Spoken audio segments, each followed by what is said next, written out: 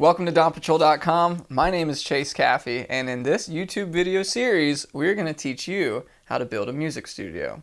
This video series is not a fast food, one-stop shop, real fast, get what you need and get out. This is going to be detailed. We're going to be going over numbers. We're going to be going over everything in depth. Now we're going to be using my music studio. My wife and I is here in Mississippi, and feel free to custom, to take ideas, pull from it, ask questions in the comments. Look at what we have and see how it's going to fit your needs, because everybody has a unique situation. So without further ado, welcome to the channel and welcome to the tribe.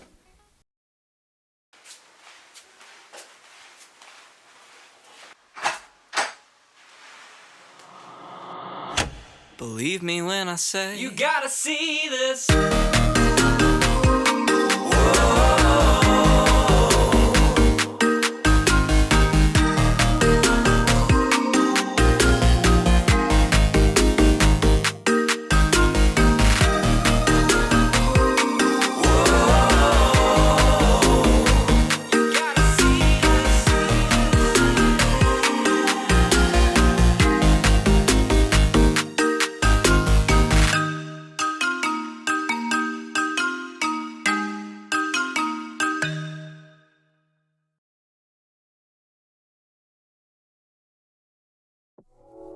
Hey gang, welcome to how to build a recording studio.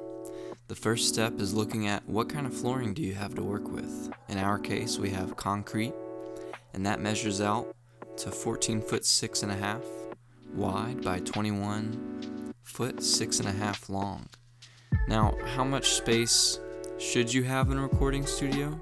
Well, it really depends on how much real estate is available. For instance, this is our old gym that we decided to turn into a music studio, and my wife said that's as much as I can have before all of her egress space to get from the laundry room and back was taken away. So there is a mathematical ratio called the golden ratio for music studios, and that is your width should be times the height by 1.6, and your length should be multiplied by the height by 2.6. So for instance, if your height is 10, then you'll have a width of 16 and a length of 26. Now you can apply this to whatever you want. You can make your height 9 or 8 foot, whatever you want.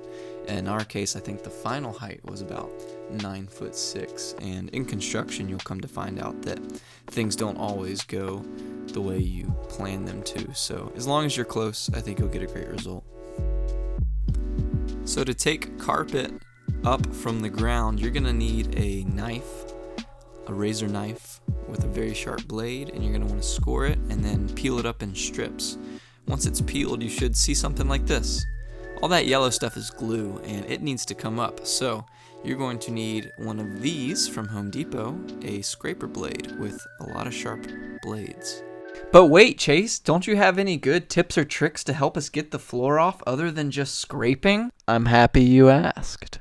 If you take water and pour it all over the floor and let it sit for about 2 hours and then start scraping, the glue is going to become saturated and it's going to come up a lot easier.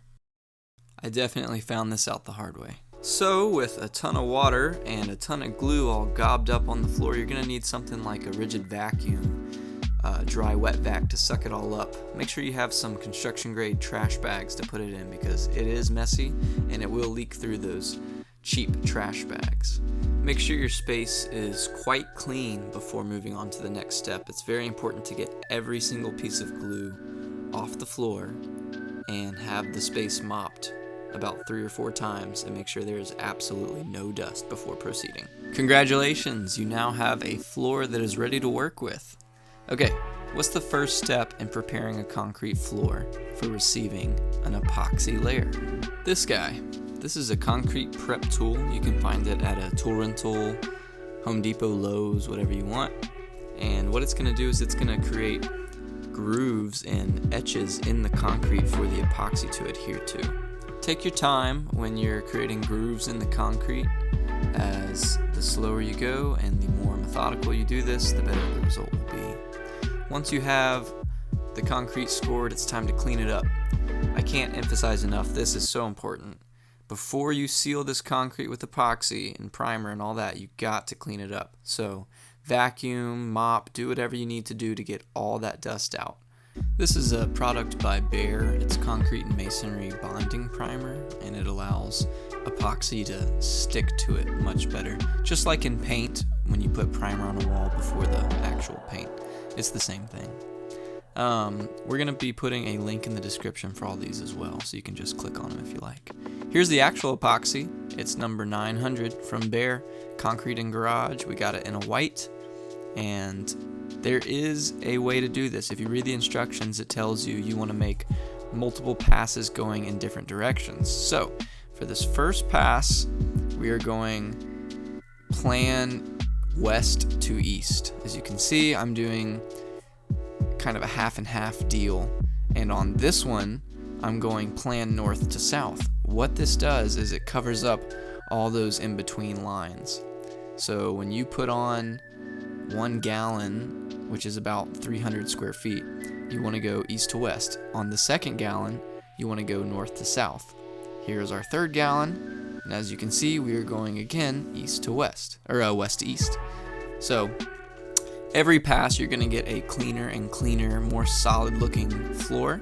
It's going to harden up real nice and thick, but you will start to see less of the lines the more you put on, as long as you go in different directions each time. Here's our fourth and final coat, and we're going north to south, and I'm wearing blue booties to keep all the dust off, because if you're tracking dust on the floor, you're just rolling it with your epoxy, and epoxy is kind of like a hardened paint, but it's beautiful. It does have a sheen to it, a little bit like satin. So the finished product turned out great. I would highly recommend picking up any epoxy to use as a floor for your studio. It looks great, it's easy to clean, and it's pretty darn cheap too. I think each bucket was about 30 bucks, 25 bucks, something like that.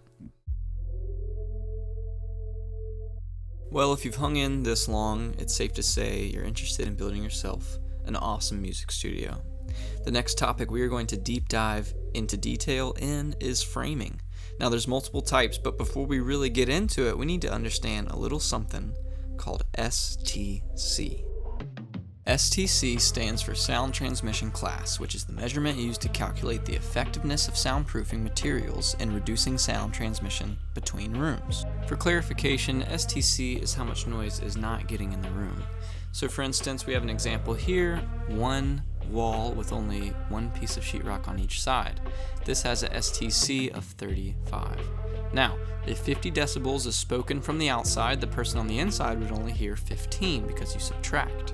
Now, what if we have our studio, for instance? Well, we have 2 layers of drywall on each side with green glue in the middle, and that makes an STC of about 70. Now, if someone were to speak the same 50 decibels from the outside to the person on the inside, 50 minus 70 is negative 20, or no audio. That's what we're going for, canceling out all decibels from the outside. Because STC ratings and design is lofty in itself, I'm going to put a link in the description so you can do some more research. Great, now it's time to start building your walls on the ground, connecting them together, and then standing them up. I had the help of 2 of my youth group members, and I want to say thanks to Josh and Abigail. Couldn't have done it without you guys. When you're building your room, take the extra day to make sure everything is plumb, level, and square. It's going to make a big difference in the long run. Don't rush the framing process. It's the skeleton of which your whole room is going to be built off of.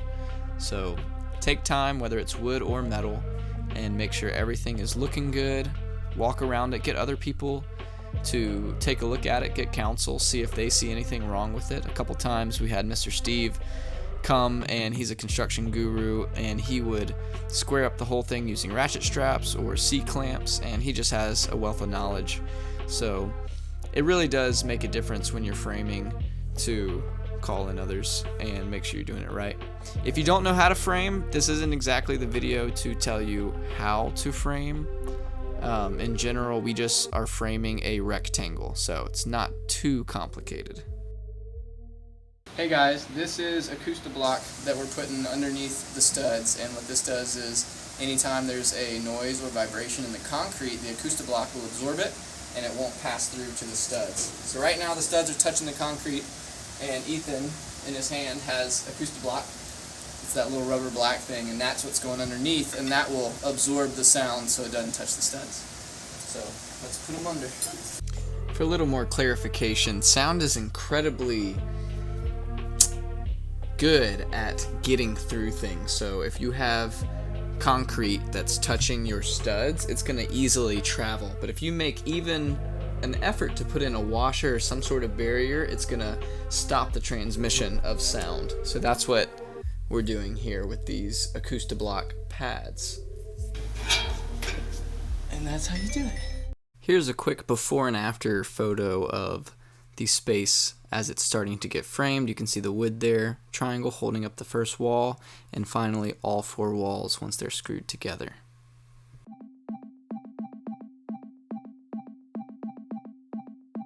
Alright, congratulations guys, you have made it through the first video of how to build a music studio. This is the step 1 floor prep. You're going to need to read through these and make sure you do that correctly, and pause the video if you need to. You can always do that. Now the second step is wall framing. This is where it gets a little more technical. If you don't know how to frame, how to use a nail gun or a impact or even a drill, contact someone who does. You got to make sure this is plumb, level, and square. Do your research and make sure to add those isolation pads underneath the floor track. How much did all this cost? Well, that's a valid question, and we need to take a look at it. In Luke 14:28, it says, "For which of you desiring to build a tower does not first sit down and count the cost, whether he has enough to complete it?" I believe we have to take that same verse into practice now. Let's count the cost. How much have we spent on materials thus far? $221 for floor prep in total. Now this is assuming you have to go out to Home Depot and buy everything from scratch. Some of you might have a lot of this stuff offhand, so your price is going to go down, but just budget $221 to be safe. Wall framing was a little bit more expensive, but that's because our friend has a stud machine, and there's not many here in the USA, but we thought if we're going to build this, we're going to build it right the first time. So that stud machine definitely costs a little bit of money. It's also 16 gauge. Here in Mississippi, we do have hurricanes, so this also doubles as a hurricane shelter, and I'm not joking. But anyways, if you have any of this material, your total cost is going to go down. So $221 plus $1830 is $2,050. For those of you who already have most of these materials, your price is gonna go down dramatically, and especially if you use wood studs instead of metal. Now you can also resalvage studs, things like that, but you're looking at about under $1,000 if you do this with materials already on hand. Guys, thank you so much for watching the video. If you liked what you saw, please comment, like, and subscribe to the channel. That's really going to help Dawnpatrol grow in the future. Speaking of, you can always go to dawnpatrol.com and check out the latest and greatest. How about your studio? How's it coming? Are these videos helpful? We'd love to hear about that too and give you some tips and pointers.